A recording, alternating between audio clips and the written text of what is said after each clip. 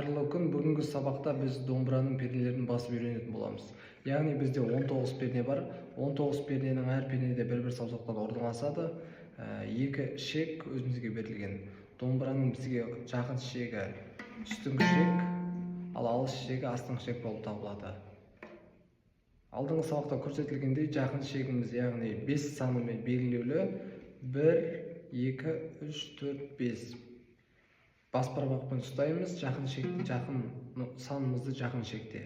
Ал алыс санды алыс шекте, астыңғы шекте ұстаймыз. 1, 2, 3, 4, яғни 5 пен 4-ті ұстаймыз.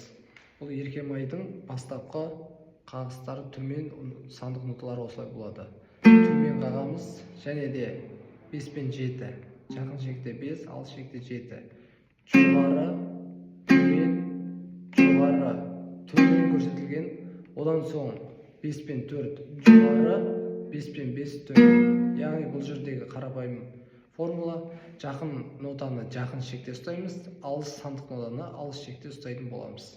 Осы арқылы кез келген сандық жүйедегі нотаны ойнай алатын боламыз. Және оқушымызға келесі сабаққа еркемай әнін беретін боламыз. Сандық жүйеде сол әнді қарап келу тапсырмасы болады.